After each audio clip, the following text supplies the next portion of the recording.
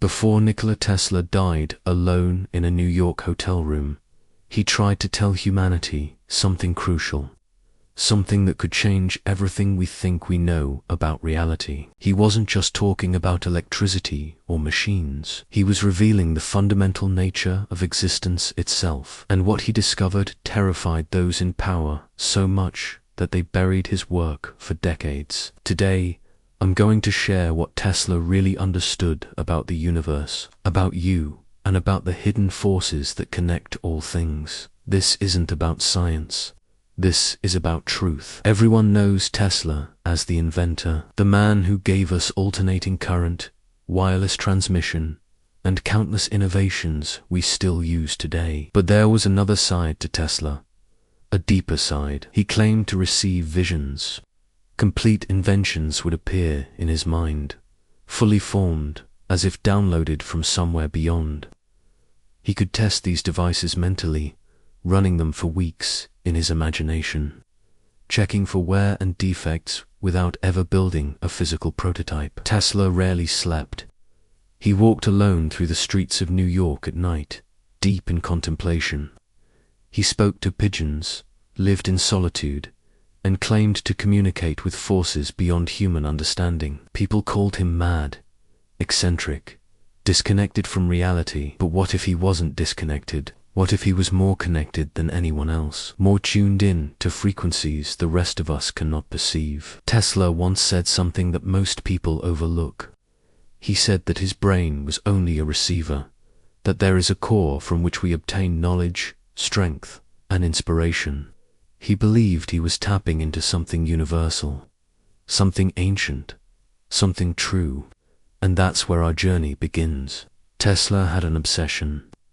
He believed that if we truly understood energy, we would understand everything. He said, if you want to find the secrets of the universe, think in terms of energy, frequency, and vibration. This wasn't a casual observation. This was the key to his entire worldview. Think about what we call solid matter. Your hand, this table, the ground beneath you. It all feels real, substantial, permanent. But Tesla knew the truth that quantum physics would later confirm. Nothing is truly solid. Atoms are mostly empty space. The nucleus is infinitesimally small compared to the electron cloud surrounding it.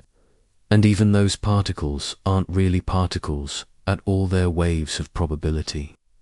Patterns of energy frozen in a particular state. Everything you see, touch, and experience is energy vibrating at different frequencies. When Tesla looked at the world, he didn't see objects. He saw patterns, rhythms, waves of energy dancing in endless configurations. Your body, a pattern of energy. Your thoughts, electrical impulses, waves of frequency moving through neural networks. Your emotions, chemical and electromagnetic fields that radiate beyond your physical form. Even consciousness itself, that mysterious awareness that lets you experience this moment right now. Tesla believed it was a form of energy, a frequency that could be tuned, adjusted, and expanded. This changes everything. If everything is energy, then the boundaries we perceive between things are illusions. You're not separate from your environment. You're part of a continuous field of energy that includes everything and everyone.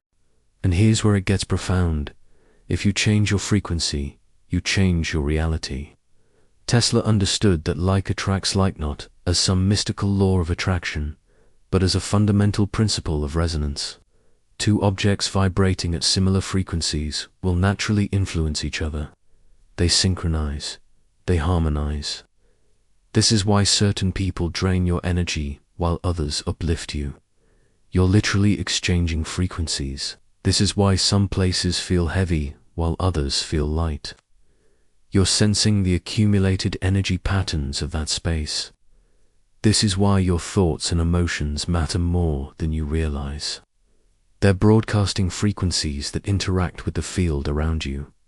Tesla saw this. He lived this. And he tried to show us that we're not powerless observers in a dead, mechanical universe.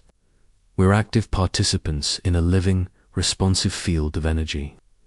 Tesla once attached a small mechanical oscillator to a steel beam in his laboratory. The device was barely the size of his hand. He turned it on and left it running. Within minutes, the entire building began to shake. The vibrations resonated through the structure, amplifying with each cycle. Plaster cracked, windows rattled. People in nearby buildings felt the tremors. Tesla had to destroy the device with a hammer before the building collapsed. This wasn't about brute force. The oscillator was tiny, but by matching the building's natural resonant frequency, it could transfer enormous energy into the structure. This is the power of vibration. This is what Tesla understood that most people miss. Everything has a natural frequency, a rate at which it prefers to vibrate. And when you match that frequency, extraordinary things become possible. The ancient mystics knew this. They chanted mantras, believing that certain sounds carried power. They weren't wrong, they were recognizing that sound is vibration, and vibration can alter physical reality. Modern science confirms this. Cymatics, the study of visible sound and vibration, shows how different frequencies create different patterns in matter. Water, sand, and even cells respond to vibration by organizing into geometric shapes. Your body is no different.